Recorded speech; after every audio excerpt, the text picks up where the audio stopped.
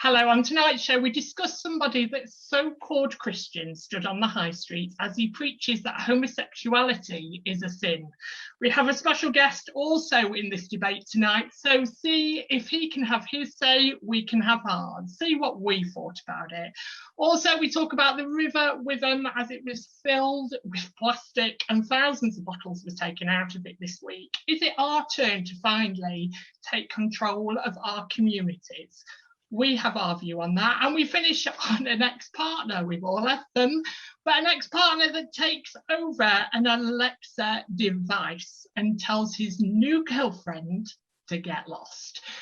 Find out if we think technology has gone too far and if we should let sleeping dogs lie when it comes to an ex-partner. All that's on tonight's show.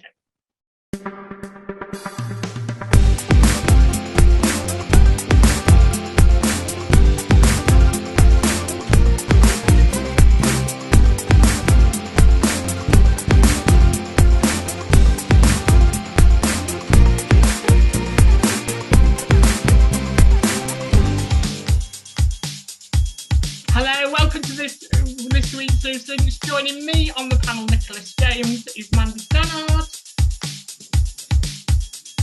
Sam J. Hitwell, hi, and David Branston. Hi. Right, David. Good evening. As we go down the subject of homosexuality and the Church of England, we've got a lot to say about that tonight. Also, we follow on a lot of rubbish within the river, but find out if we should take charge of our communities. We've got a lot to say on that. And we finish on the subject of ex-partners and what we really think. All that's on tonight's show. Good evening, panel. Good evening. How are you? Are you all right? David, it's nice to see you. Welcome to the show, new panelist. Thank you very much. Great to be here. How are you? Are you all right? Yeah, very good. Thank you. All ready for it. We missed you last week because of the social media blackout. David lost his internet, so he couldn't join us at all. Because of the social media blackout, there's some other things as well, really. Last week's polls haven't been calculated. It's been really hard to get on our social media and work it out. And polls wasn't put up because of the blackout as well. So we are resuming business as normal this week. So at the end of this show, there will be polls to put up, because remember, you are the fifth panel member. Right, tonight, people, I've got a bit of a surprise. So we're talking about quite a heated topic this evening on topic one, about a Christian stood on the street corner shouting that homosexuality was a sin. Well, to join our debate this evening, we have a vicar himself from St Nicholas Church, Lincoln, coming to join the debate. Please welcome Hugh James. Good evening, Hugh. Nice to see you. Good evening. Hello, Thank you for joining this debate. It could be quite interesting. So let's get started. The preacher was talking through a microphone near the War Memorial when a suggestion he made about the LGBT community was flagged up by a passerby. The man called homosexuality a sin before accusing it was dangerous and criminal against God, while standing behind a sign which reads, "Jesus Christ came into the world to save our sins." So David, let's go to you first. Do you think when it comes to freedom of speech, people have the right to air about people's lifestyles? Well, to be honest, I don't think that we have freedom of speech anymore. I believe that we're in a society where it's very easy to offend all sorts of people, and sort of some of the topics are more some of the subjects are more topical than others. And when it comes to being offensive to somebody, I think we've got to be very careful. And whatever your feelings or thoughts are, you shouldn't be using a soapbox or sort of whatever platform to offend other people. And I think that the freedom of speech bit is. Everybody's free to think what they think, but I don't think that you should be saying things that potentially is going to incite some sort of reaction from other people. Do you agree, Sam? I do, yeah, because just standing there saying what he's saying is just going to, there's going to be people that have the same views, and it's just going to start inciting hate crimes. And that is something, that's not, it's not on my radar. I completely, disagree with what he said. Being the mother of a gay child and being the daughter of a trans father, I can't really, agree with that. I totally disagree with what this so-called person said. I just think that, everybody, obviously, yes, everybody has their own thoughts, but doing it, voicing it like he did, that is a dangerous step, because that is what kind of thing that does incite hate crime in the community, when the LGBTQ community do have a lot of problems as it is, and they don't need anybody making it worse. And in fairness, he wasn't even just sort of putting his own view across. He was sort of hiding behind the religious, the Bible, in effect. He actually said at one point, "This is I'm not saying this, God's saying it," and it's an interpretation of what's said in the Bible. And so if somebody's got their own view, maybe that's fair enough. But when you're saying something that's going to incite using a sort of a higher authority as the benchmark, it's wrong. It's wrong. Hugh, do stories like this in the paper today, and people even doing this, shock you, or are you not surprised at all?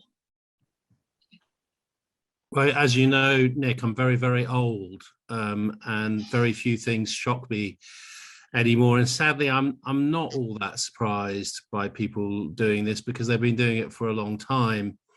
But I don't agree with it at all. And I very much agree with what David just said, which is that what's being expressed as hard fact is really just an interpretation. And in my opinion, it's the wrong interpretation. Very often people who hold those views will come back and say, well, it's not an interpretation, it's just a straightforward, plain reading of the Bible. But the Bible says an awful lot of things that that people are quite happy to ignore or to reinterpret according to their circumstances. I don't know of anybody who's taking every part of the Bible absolutely literally. So I say, if you claim to take the Bible literally, take all of it literally. Yeah. If you recognize that you're making an interpretation of the Bible, well, then you should recognize that other people might have a different interpretation. Andy, if you walked down the street today and you saw that happening, would you be a person of confidence to maybe challenge, or would you just be a person that's shaking your head and walking past? Yeah, I'm not for confrontation, I'm afraid. I probably wouldn't challenge it. It depends, I suppose, what mood I'm in. I mean, if I'm in the right frame of mind, I might do, because wasn't there a billboard in front of him or something saying that, Jesus forgives all sinners? So basically he was contradicting himself.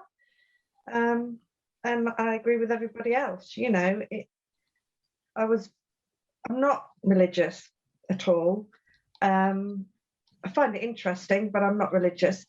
But I was brought up, I suppose, with Christian values, or those sort of values where everybody should look out for each other. I mean, it is difficult at times, but you've got your family and friends, and you start there. Somebody I didn't know needed help on the, anywhere. I mean, I don't care who they are and what religion they follow, or what sexuality they are, or what their background is. I'd help them, as far as I could. So, and as a Christian, God is a tolerant God. So yeah, exactly. That's like I say to people. It's like I say to people, right? I don't care of your background, your sexuality, your sexual orientation, your gender, whatever. I don't care what it is about you. If you're nice to me, I'm nice to you. It's just called human decency. It's just being a decent human being. But if you're not nice to me, then I just like cut you from my life. So it's just about respecting each other, and I feel like that doesn't happen an awful lot nowadays. as you'd think it would. No, I slightly agree. Sam, I was going to direct this question at you, but I think it'd be good to direct it at Hugh, really. So I'm putting you on the spot a little bit, Hugh. In 2004, the Church of England House of Bishops issued a statement in support of same-sex marriage, saying, "We believe that Christian understanding of sexuality has a virtual contribution to make our society's conversation about human flourishing." Do you think anyone can talk in the name of God, stating that this is the truth?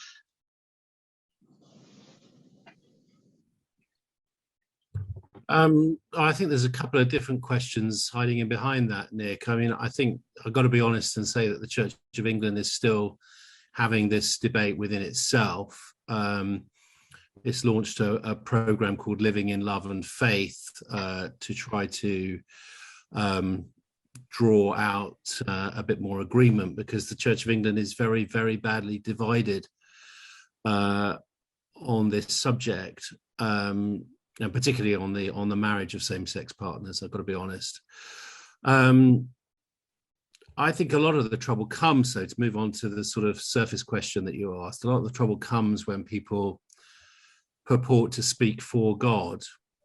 And that's a very dangerous thing to do, isn't it? And it's also, in some respects, it's quite a cowardly thing to do, because it is, as someone said earlier, not sure whether it was Sam or David, but someone said earlier, hiding behind the idea of God, or hiding behind the Bible, rather than saying, just having the courage to say, this is what I think. And I think often people, purport to speak for God when actually they're really just speaking for themselves. And weirdly, that itself is a sin. It's called blasphemy. I think we've got to be a lot more careful about expressing our own opinions as if they were God's. The one thing I feel confident about what God thinks is that we were all created by God, and we are all loved by God, and that's the sort of starting point. I'm very confident that that's true, and there may well be things in our lives that could be improved, but if that's the case, then it's as true for me as it is for anyone else. It's true for every one of us. And sort of scapegoating one particular group of people and saying that their lives need to be improved more than mine is not, I think, what we should be saying. And I don't, for my own part, think that that's that's an attitude that can be properly ascribed to God. No. Well, I mean, I've never, growing up, we've never really had a religion, and I'm not Christian myself, but I do know that the saying of God loves all, and what I don't understand why this chap can't think about that saying. Everybody knows that God loves all. Why didn't this chap think about that? This guy that was shooting off. That's what I wish I could tell you, Sam. I really do. It boggles the mind, doesn't it? You just try to fathom what people are thinking sometimes, and you just can't. Do you mind, Nick, if I just butt in with one last thought? Yeah, of course. Because one of my very favourite stories about Jesus was that a whole bunch of people came to him, and they were kind of dragging a woman with them, a woman who'd been caught committing adultery, and no one was in any kind of, no one's kind of arguing that was okay, but they said to Jesus, the law says that we should stone her to death. That's another thing that the Bible says we should do that people don't do these days, and thank God for that.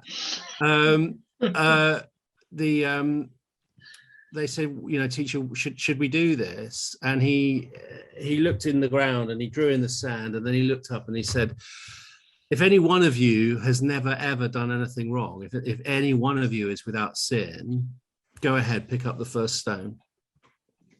And they all, one by one, walked away, because that kind of attitude of condemnation, for me, that's not Christian. No.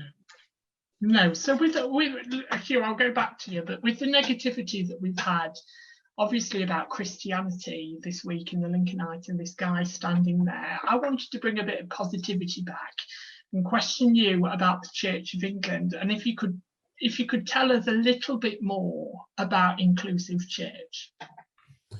Well, the church that I'm vicar of, St Nicholas Church, is a member of a nationwide organisation called Inclusive Church, which is committed to what I said earlier, which is the idea that every human person is created and loved by God and should be welcomed without discrimination in church. It would be lovely if one day you didn't need to have an affiliation to Inclusive Church, because all churches were inclusive and didn't need to, flag it up. But at the moment, all of our affiliations on our website. It's on all of our literature and displayed in church. We do try to be a safe space for people of all gender and sexual minorities at St Nick's. Fantastic. We will. Oh, go on, David. Question then, is that inclusive across all denominations, or sort of Christian inclusive? Inclusive Church is I think a Christian organisation. I honestly can't tell you whether there are churches that are not Anglican in it, that are not Church of England. Most of the ones that I know of are Church of England. There are several in Lincoln. St John on the Ermine also is affiliated with Inclusive Church. There are churches which Christian churches, Church of England churches, that very intentionally and actively welcome full participation without discrimination. It'd be nice to think it was sort of open to all, and without any barriers whatsoever, wouldn't it? It would. I'd have to check that up. It's a good question that you've asked me there, David, and I'll go away and have to think about that and find out. And I think I want to be clear in the fact that when we talk about inclusive church, we're not just talking about the LGBT community here. We're talking about inclusive on a wide range, aren't we, Hugh? I just want to clarify that with you, that it isn't directed at LGBT inclusive church. No, we try not to discriminate on any basis whatsoever, it's a work in progress. I've got to be honest. I think that disability access in Victorian church buildings is always going to be a challenge, and doing Christian worship in a way that is accessible for people with disabilities can be challenging as well, because it's very text based, which isn't for everyone, but we do try, and we try to get better each month. Definitely. And the final question is to you, really, Mandy. On top of this possibly inspiring hate crime, the public behaviour also could be stopping teens from coming out to their parents. Do you think when we have stories like this that people, in a better phrase to put it, are hiding behind the closet door because it's hitting media, it's hitting news? This guy went out into town, and the first thing that happened was a photographer come and took a story of the whole story. So do you think it's putting barriers in the way of maybe somebody wanting to follow what they may believe as faith and to follow in that direction, but also to be true to who they really are? What do you mean? Like if they want to be Christian? Yeah, if they want to, well, even Christian and just coming out to be gay. Like no story of coming out is easy at all. No, everybody has their different barriers of coming out. But when, say, like, I think I would struggle if I wasn't out now, and it took me a long while, and I've had a lot of help from a lot of people, but it was a very two-way road for me for ages. It was either gay or Christian, and I had to choose. And I had really special people in my life that collided those worlds and made it one world and said, well, you can live both. But do you think stories like this would stop people from walking even into a church or trying it, and also stop people from coming out and saying who they really are? I don't know if I'm the right person to answer that, but I suppose yes and no. I mean, yeah, if you're part of a church that runs church, and they believe that, and then you realise that maybe you don't fit their ideal criteria of who should be allowed within their church, then they have to choose. You shouldn't have to choose. You shouldn't have to choose it, your faith or your true self. I don't think, but then I don't have like the sort of faith you do, so I don't really think I'm the person that. Can I just say, when my daughter came out to me, she was obviously nervous. I mean, I already had an inkling anyway. I know it's that motherly instinct, or whatever you want to call it. I already had an inkling anyway, but I wasn't going to push her because I was like, let her do it in her own time. And I think the one thing that she was worried about is certain members of the family, because obviously certain members of our of her dad's side and her mum and my side, go to church, and she wasn't sure how they were going to react to her. But she's luckily everybody's accepted her, and I think even without having the whole religion thing, it is still nerve-wracking for them to, for teenagers to come out, because it took her so long to come out to me, because she was worried about what everyone else was going to say because of this, that, and the other. But I think that if religion was a bigger part of our family, I think that she might have been a bit more, she probably might have been a bit more nervous about it. But she knows that she didn't need to worry, because she knew that she'd have the support from the whole family. But it was nerve-wracking for me to talk to my family, to my family and his family, her dad's family, because I wasn't sure on everybody's views about it. So it was nerve-wracking for me to talk to the families as well.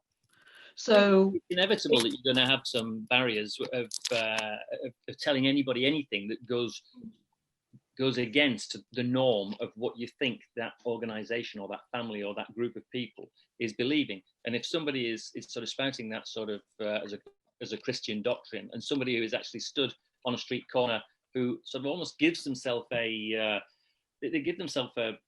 higher plane by saying, I am sort of talking about, I'm speaking God's word. Of course it's going to cause a problem, or certainly make it more difficult for somebody to come out or admit to that group that they are not what's expected. I bet within your Vicar Life, Hugh, not directing Lincoln itself, but I bet in your calling, you've heard, obviously you can't share with us, but you've heard horrendous stories about being gay and being Christian.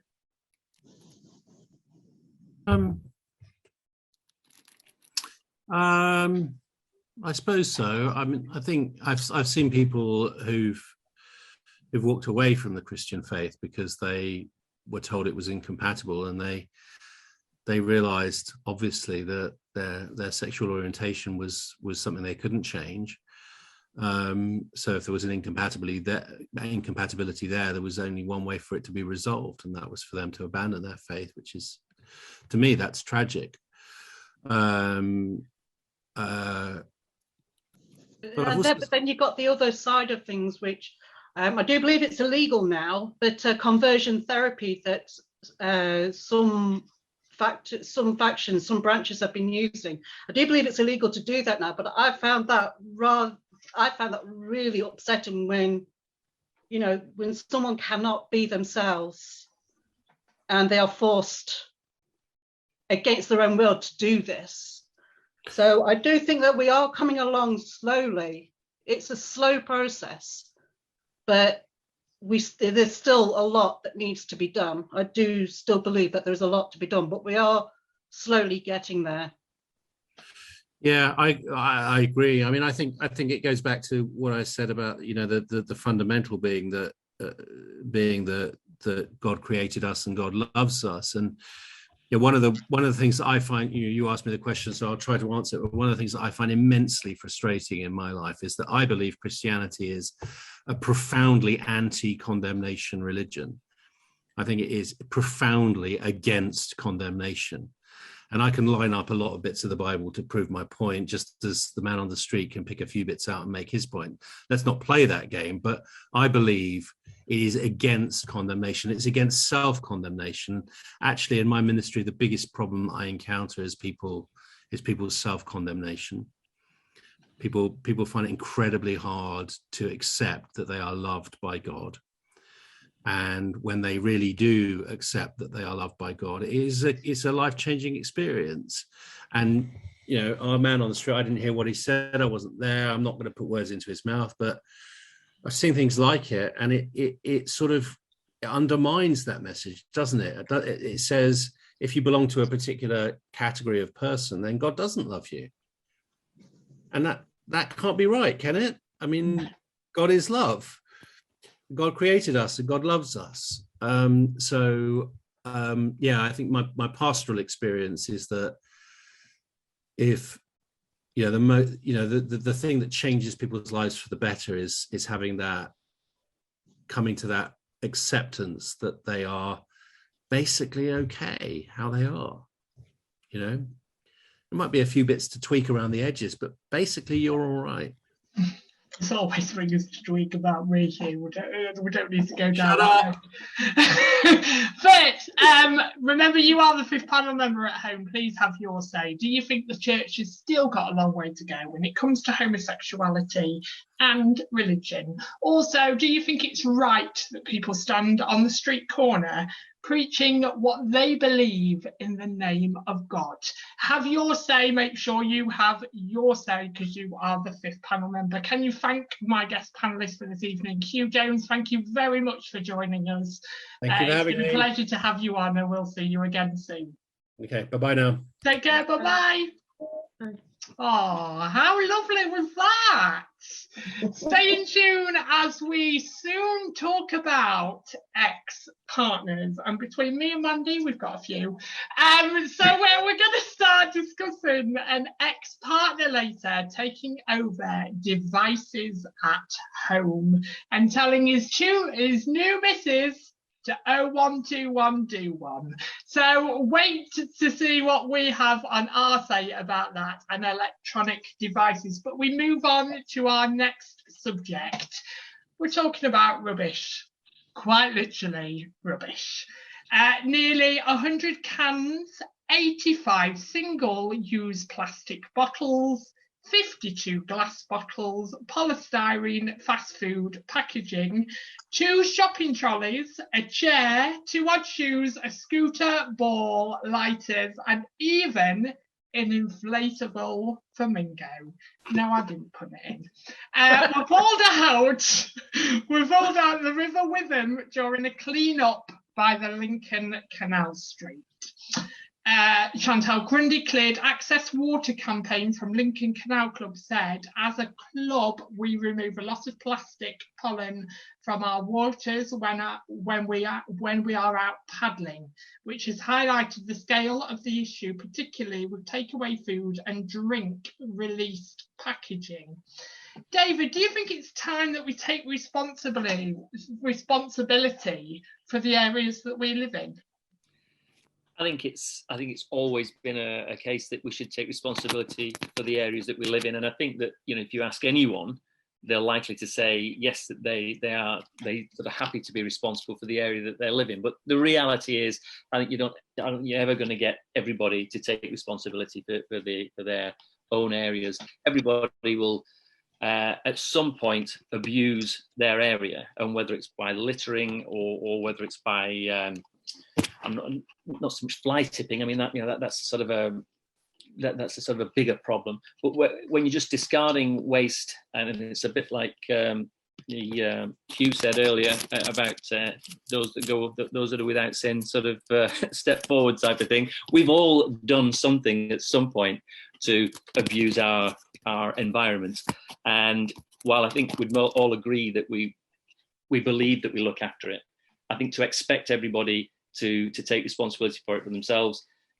it's not ever going to happen, because somebody's always. What's the answer then? Do we become like other countries? So let's take it from the riverside. Let's say we're very fortunate in the UK and in Lincolnshire. We are talking about Lincolnshire, so we're very fortunate in Lincolnshire that we have local authorities that do pick up rubbish from the street, that do clear our streets and stuff like that. But as I said, I was very fortunate enough to go to Africa a couple of years ago, and rubbish was just left on street sides to deteriorate and just to turn into dust and disappear. What is our answer? Do we just stop doing it? Do we just stop collecting? Will people actually make a difference if they see more rubbish on their street? No, I think that we do have to recognise that we do have a responsibility not to litter, but to make people personally responsible for that, I think is unrealistic. But if there's legislation brought in, as there's been with plastic straws in hospitality, there's no longer plastic straws, with the plastic bags in supermarkets. So it was just too easy to take 5 carrier bags from a supermarket and then put them in the bin, or let them blow away as you're unloading your car or whatever, and not bother chasing it down the road. If the packaging is made more decomposable or sort of environmentally friendly, then that would be a good start. I know it doesn't get rid of the litter, but it does get rid of the long-term effects of leaving litter. The thing is, if one company starts, it could have a knock-on effect, like a domino effect. Go, oh well, they're doing it, so we must do it. I mean, Primark, for instance, they got rid of their plastic bags, and they now have their brown paper bags. And then other people, I've noticed that some of the more local businesses in town, they've started using the brown paper bags more as well, rather than the plastic bags. So I think bigger companies, that are all over, not just all over Lincolnshire, but all over the country, I feel like, if they set an example, people may follow, like Primark changing their bags from plastic to brown paper. It's easier to get rid of, and it decomposes and things like that. So I think, but it's not making a difference, is it really? Yeah. This is my argument. It's not making a difference. As a lot of it is put down to nights out. So after a big city has had a night out, there's takeaway packages everywhere, there's bottles of beer, there's cans of beer, there's stuff like that. And actually, it was reduced. I've researched it. It was reduced a lot in COVID, because obviously none of us could go out. None of us, we could only go for walks and stuff like that. So do you think local authorities just eventually saying, let's go over to you, Mandy, do you think local authorities just eventually saying, we're not going to pick it up anymore, will make people see how their cities are deteriorating and do something about it? No, I don't think that will work. I think it's the individual. I taught my children from a very young age, put your rubbish in your pocket until you find a bin or take it home. There was one time where my lad, when he was little, he kicked a bottle on the floor. So I said, right, pick it up. And he's like, it's not mine. I said, well, you kicked it. You can pick it up and put it in the bin. Because he's seen it, he's kicked it, thought it was great just to kick it around. And it's not. Not that I would go around picking up rubbish all over and, unless I was in a group, because you look a bit daft on your own picking up rubbish. But if you're with a group, why then, Mandy? Let me question you about that. Why wouldn't you just get a spare bag from somewhere and just put a few bits in the bin? If I'd want to grabby things, I would, but you just don't know where stuff's been, or if I had my gloves on. I have done. I have picked up stuff around where I used to live, and even where I live now. If there's rubbish on out my front, I'll pick up and put it in my bin. I won't let it. Do you think COVID has made us do that then? Do you think we still have the problem as big as we are now, and people aren't? Well, I've just gone back to hugging people, just literally gone back to hugging people, and I took a risk the other day, a massive risk. I went to Manchester for the weekend. Good evening, Manchester. If you're watching, you made an amazing weekend for me. But it was incredible to start mitching and to start dancing on the dance floor and stuff like that. But even at the end of that night, even in Manchester, there was rubbish everywhere. And I just think we're starting to think too much. David, let's come to you. We're starting to think too much. The local authorities will do something about that. We don't have to do anything. We're becoming a really lazy nation. Yeah, but it's not that people think that it, oh, sorry, I was going to say, people don't think, oh, the authorities will do that. They just think, I can't be bothered. I saw someone the other day, I don't know what he dropped, but I think it was a sweetie wrapper or something, dropped it on the floor, and I'm like, there was a bin just up the road, I'll just put it in your pocket. It starts at home. You know, you should teach your kids to put the stuff in the bin, find a bin, or put it in your pocket. Don't throw it on the floor. And I don't care if you're out of your head eating chips and cheese at the end of the night. Once you've finished, you hold on to it till you find a bin. There are many other meals available than just chips and cheese, but we're good example, Magic. I think it's an educational thing, and it starts at home, and it starts and it continues in schools, and it continues through the law. So if there was more consequence of littering, then people might start thinking about it. But I think if the local authority decided to stop picking it up and just left it on the ground, then other people would think, oh, pile of rubbish there, I'll throw mine with it. I don't think that would stop people. Yeah, I mean, when I was at school, I remember being at infant school, and I remember that we did actually, because I went to Mount Street School, and obviously across the road from Mount Street School is the park, is the children's park, and there was a massive thing about people chucking rubbish in the park at that particular time. So the whole school did a whole campaign about educating all the children in the school about rubbish, and it was also that same time that they divided it into a dog park as well. So I do think, you know, it's not obviously not just down to the schools, but also down to the people at home. It's like when you're at home, you wouldn't just chuck a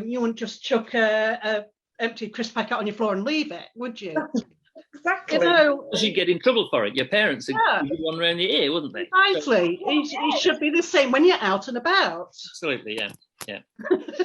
Let me come back to you about that, David, because let me come back to what you've just commented, because there are people that are going to say, well, there's already massive cuts, there's already not enough police on our streets to find people. How are we going to police that? We haven't got the people to already police our streets in serious crime at the moment. So when we're talking about policing rubbish, how are we possibly going to do that? It's a very good point. And I mean, the whole consequence of criminality is a whole different subject, isn't it? But if it became a criminal act to litter, I don't know what the actual what the law is against that, but I mean, I'm sure that if a policeman saw you throwing something down, he would sort of tell you to pick it up, or he should do. I in the past have been known to sort of challenge youngsters, and say teenagers who have actually just dropped something down, and I don't sort of I just say, excuse me, you dropped something, and they look at you sort of strange, and then think, oh, well, I'll pick it up now, and they did. But there's also others that would probably just turn around and punch you now, so you've got to be a little bit more circumspect on that. Well, it's about, you're talking about manners, aren't you? Because I think we're very good in that. Well, I feel we're very good in Lincolnshire with manners and considering people, but I've been to other towns, and I will describe one, London being one of them, and I can't stand when you open a door for somebody and somebody just walks through and doesn't even acknowledge you. I am literally one of those people that go, thank you, as they walk. I do that. Thank you. Because it's just basic manners, isn't it? But I just think, is it about education? Do we really need to be educated about rubbish and putting it in the bin? Do schools need to be doing more, do you think? Or do you not? Yeah, you know, why not? You know, just teach. All you can do is teach from the or explain from a young age up. Now, when you get to adults, don't get me wrong, I've probably dropped something and run away in the wind, and I'm not running after it because it's going faster than I am. But if I can, I will. I don't throw things on the floor purposefully. It's like masks everywhere. I don't understand why masks are on the floor. Yeah. Put them in your pocket or put them in the bin. It's down to basic respect. Yeah. I think I had one. I had to unwrap one of them from around the axle on my mobility scooter once. It got all tangled up into around the wheel and everything, and it was a bugger to get out. This mask, they just seem to be indestructible. They just don't seem to want to come out. So yeah, I'd see them. I'm on my mobility scooter, and I'll just swerve out of the way because I can't bend down to pick it up because I may do some damage to myself.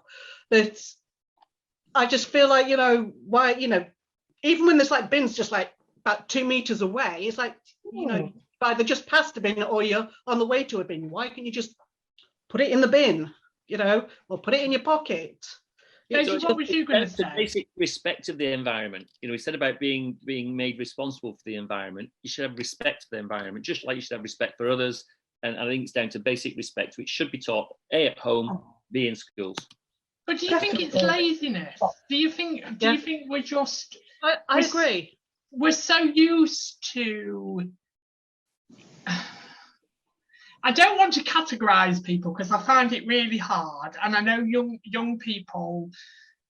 I can't really talk for young people anymore. I'm creeping up to middle age now. I'm 31 years old. I can't really speak for young people anymore. But is that partly our fault with our youngsters these days, that they're so spoon-fed?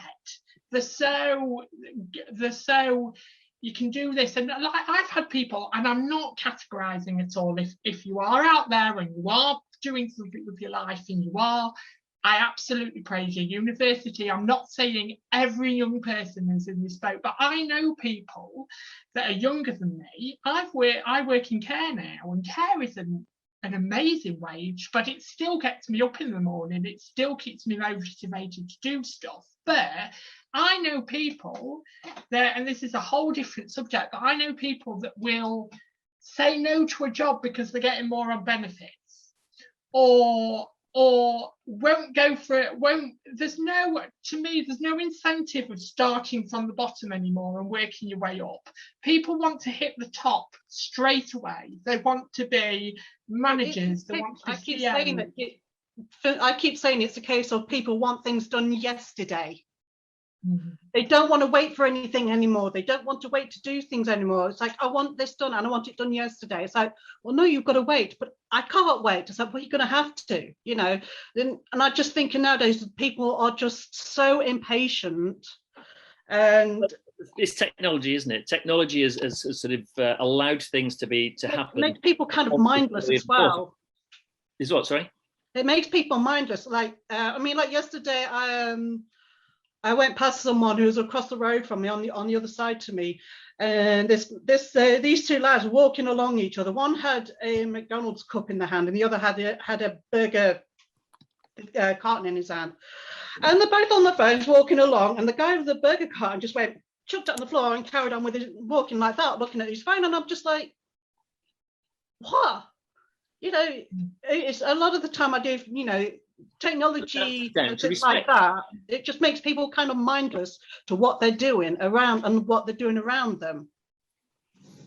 The current, and like you said, Nick, it's not about categorizing anybody, but I suppose the more this goes on without respect being instilled into young people by older people, and it's not all their fault. If they've never been taught manners and respect, then why should they consider it? So, I think the whole waste issue and the plastics waste and all that sort of stuff, all the adverts and everything that's being done currently about saving the environment and such like, or saving animals and fish and wildlife and all that sort of stuff, is going towards making people feel a little more conscious of what they're going to be responsible for if they don't do something about it. And so they're starting to learn respect. But it's that respecting their environment and respecting others, rather than just being selfish and just having it now and as they want it. So that's what I believe is the root cause. I'm just lucky that I've managed to bring my daughter up. I mean, she's 17 now, and she knows not to chuck rubbish on the floor. She knows to be respectful to her owners. She knows, you know, manners. She knows how to act when she's out and about, and that's because. Who taught her that, though? Sorry? Who taught her that? I did. Fine, yeah, and that's where it's got to start, hasn't it? Yeah, it all starts at home. And I don't think a lot of parents kind of, I mean, people will say, oh, you know, but I'm busy, or I've got this, or I've got that, or I've got the other. But it's still just kind of like, if a child takes something off you, you know, if my daughter took something off me and she didn't say thank you or anything, I'll be like, what do you say? Doesn't take much just to say that to her. You know, what do you say? And she'd be like, thank you, and then off she goes. So it does start at home. And this prompted us to think how as a community sports club we take action beyond our paddle cleanups by reducing our own use of throwaway plastic. And it made sense to become a community ally to plastic-free Lincolnshire. Sam, is it something we should consider and just become plastic-free? The thing is, it's easier said than done. I mean, in a lot of respects, it can, you know, becoming plastic free can be done in some areas. Like I started buying shampoo bars and conditioning bars for my hair, and wearing soap bars for my body, rather than buying bottles. To, you know, I know it's, you know, it's like people are like, well, why? It's just you. It's like, well, yeah, you know, I know it might be just me, but there's other people that are like me. It takes for them, you know, one person at a time to do it. But I think, you know, they used to be able to do it, you know, years ago. They used to do it with milk bottles, used to do it with cola bottles and things like that.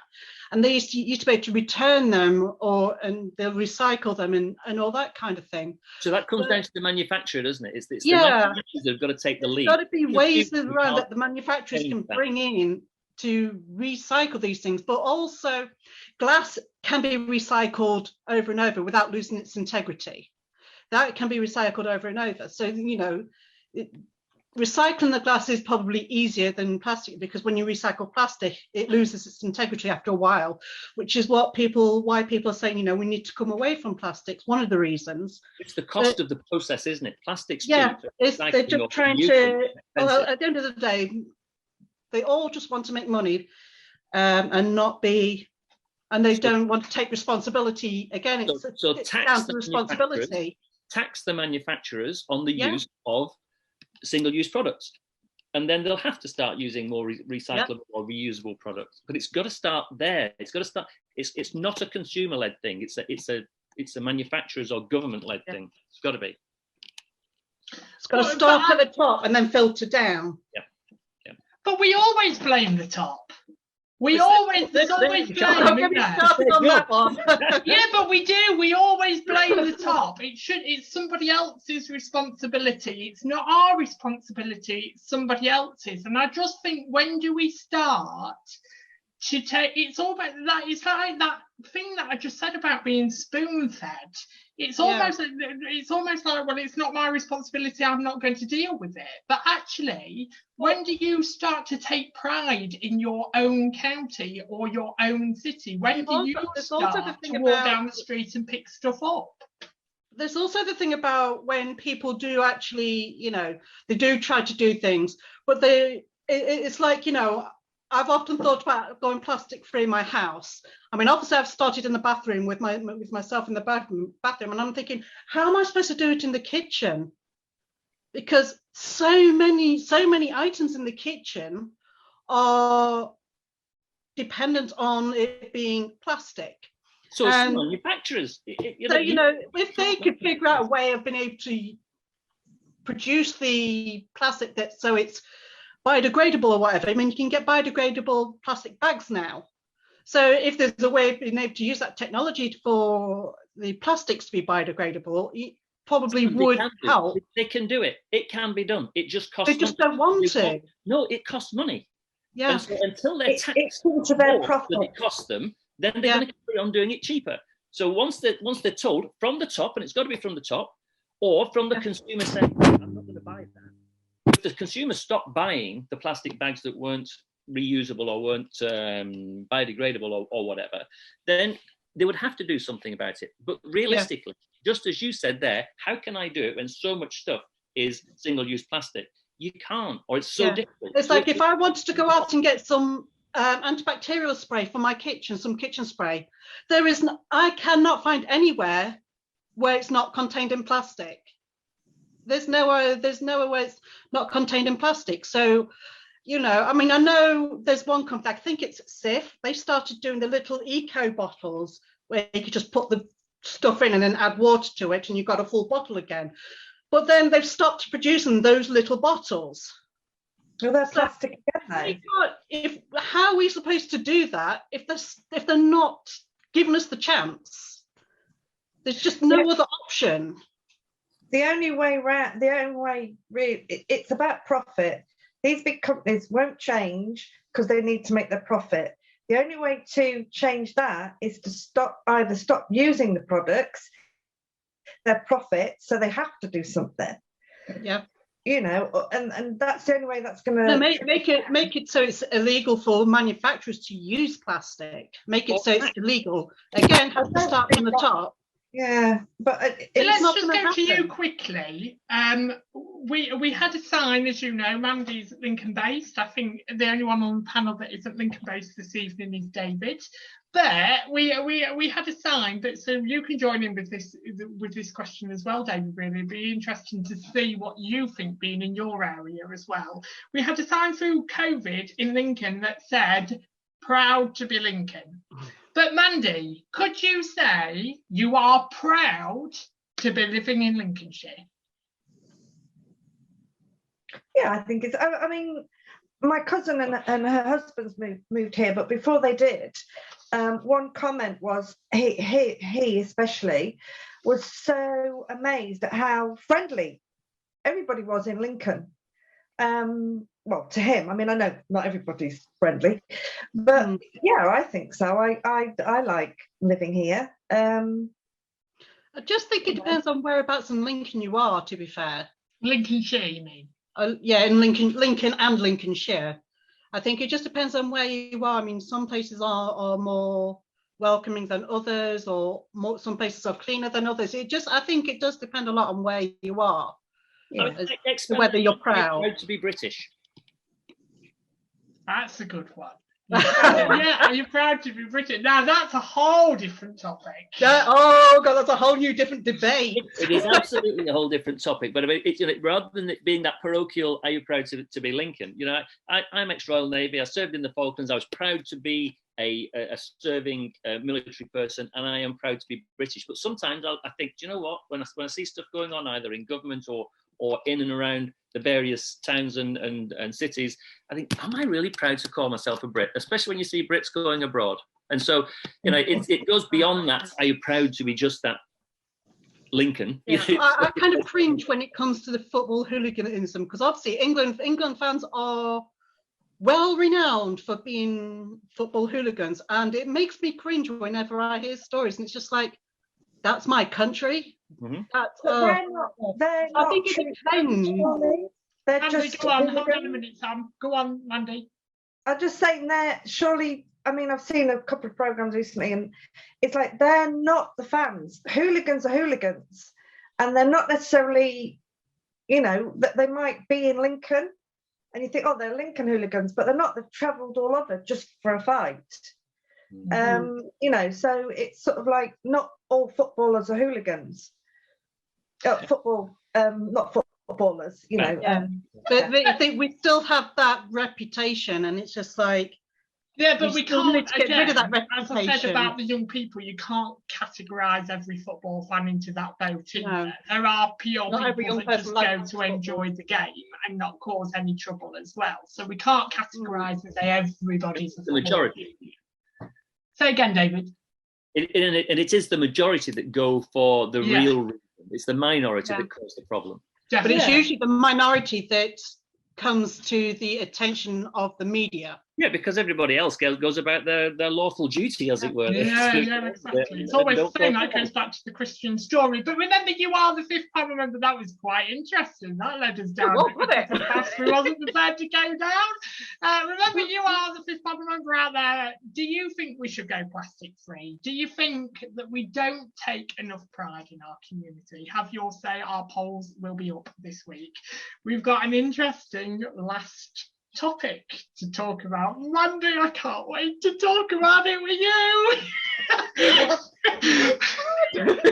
But a jealous ex-girlfriend has been spared jail after hijacking her former partner's Alexa and telling her new woman to get out of the house.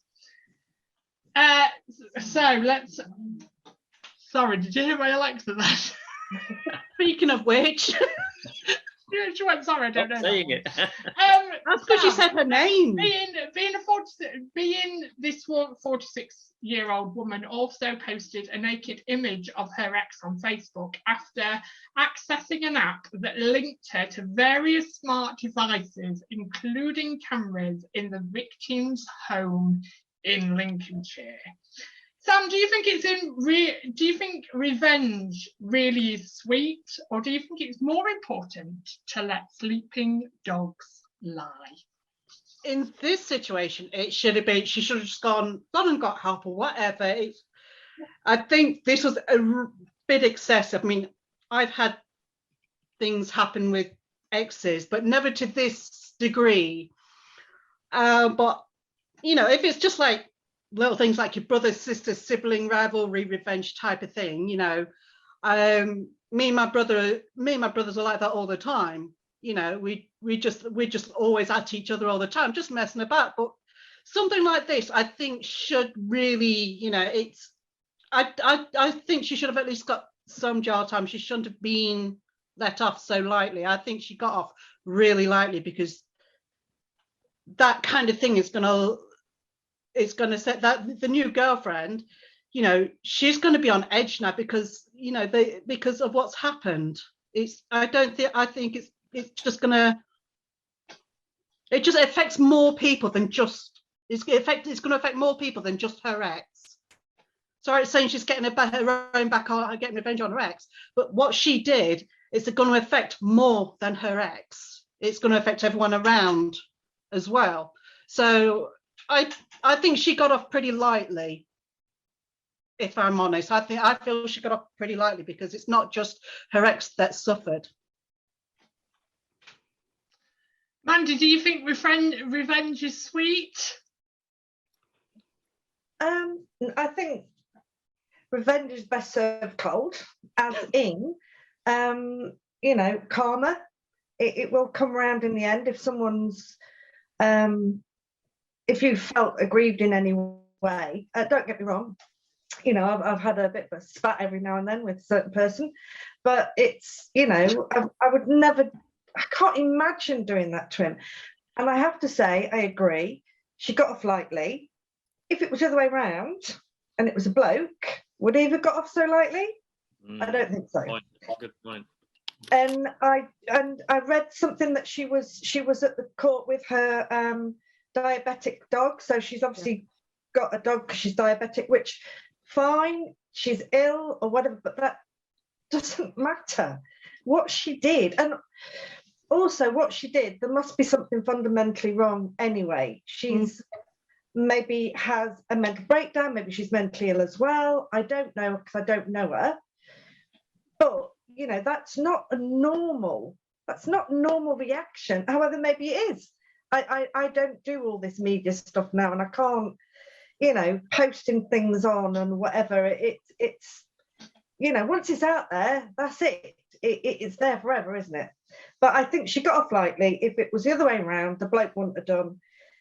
She obviously wasn't well, mentally as well. But yeah, that's all I have to say on that one.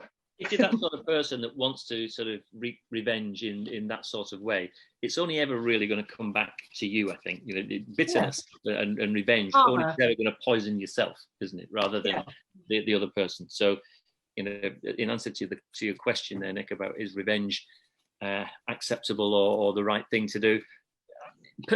Personally, I don't believe it is. Sometimes it might not be as easy to act in that way, depending on how you've been affected. But in the cold light of day, revenge serves no purpose. I think as well well, from my experience, sound like I've had loads of them in the past. I've had two, but from my experience, I think a breakup is very much like a grieving process, and you don't really. I don't feel you're sound-minded about the breakup until you've gone through that grieving process, because you hit anger, you hit sadness, you hit self-confidence. And actually, if you do something within those times of breakup, like I was angry for so long and I wanted him to feel how I felt, how he made me feel. But now when I come to it now, 2 years on, I think, not bothered if he felt it or not. I don't actually really care. And I think you need to go through that process. And if you act or revenge in those times of grievance, that's when you look back and you think, what a stupid thing I did there. What an absolutely ridiculous thing. She'll probably do the same as well. She'll probably be the same. Like 5-10 years down the line, she's going to go, why did I do that? Yeah, exactly. Now she's got that mark on her record. She's got that mark on her record now. So but no she was reacting to emotion, wasn't she? That's what we're talking about. She was reacting to emotion. Not to, you've almost got to, what I'm trying to say is you've almost got to untangle yourself from somebody. And there's a time, I believe, with any ex, really, with any ex-partner, even if I'm not friends with my ex-partners, but that was my choice by the end of it. I really wanted to be friends with one of them, but it just didn't work out. But I think with any ex-partner, there's got to be that time where you don't talk to each other. There's got to be that time where you take each other off social media, where you don't speak, where you don't know what's going on. Because personally now, for ages I wanted my ex on social media and carried on social media. But now when I think about it, do I really want to see him getting in new relationships? Do I really want to see him finding other people? And I don't care enough anymore. I don't care. So I think there's a real process there. But David, the court heard how she used the app remotely to speak to her new girlfriend and told her to get out. She then used the app to turn on the bedside table light on and off before posting the nude image on social media with the caption, "Do I look fat?" Do you think we need to look at technology and have rules and laws as technology grows? Yeah, I do definitely, and it sounds like I'm on this sort of bandwagon that it's all about the authorities that have got to sort of lead on things. But I think as technology advances, it becomes easier and easier to do all sorts of things that 10 years ago would have never have thought was even possible.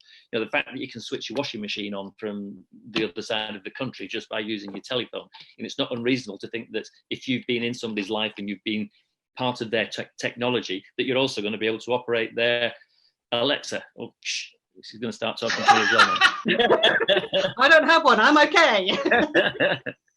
Well, I have to say there's no danger of that. I can't do it myself now. Never mind trying to access somebody else's.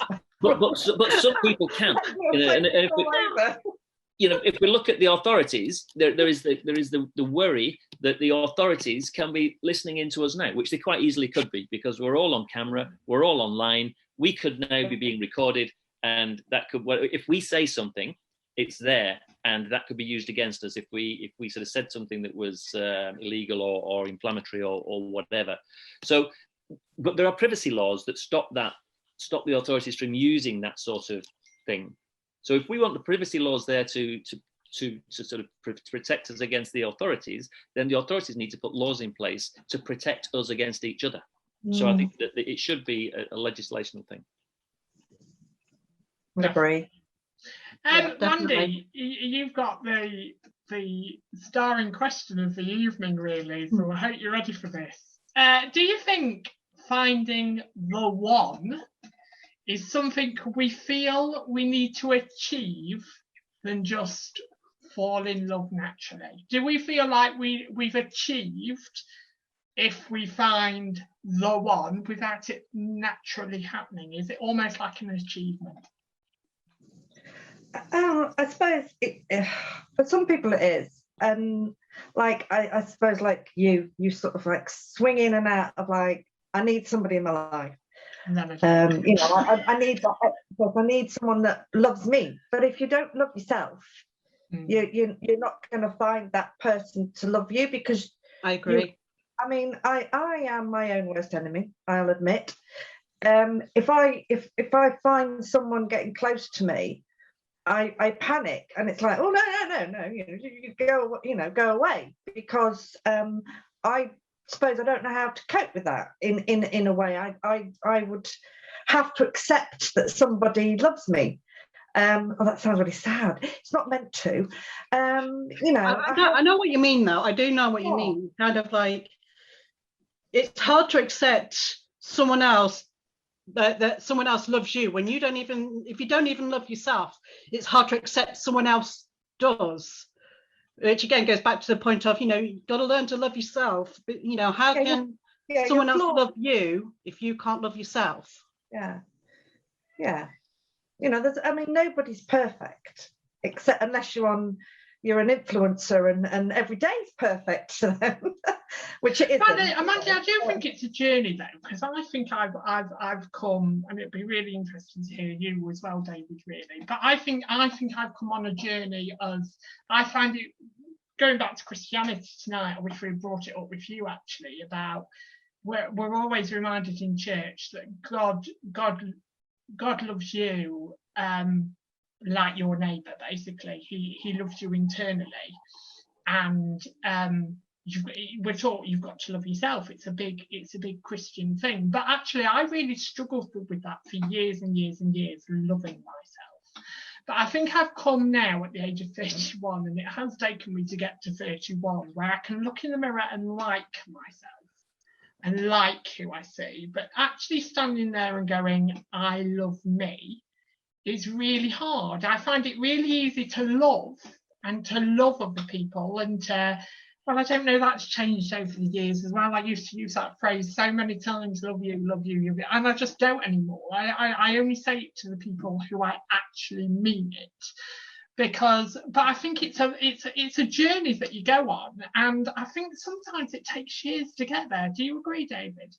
Yeah, I do. And you can think that you've found the one, who later on down the line turns out not to be the one. I can say that as somebody in a second marriage. When I first got married, I didn't think that I would ever get divorced, but I did.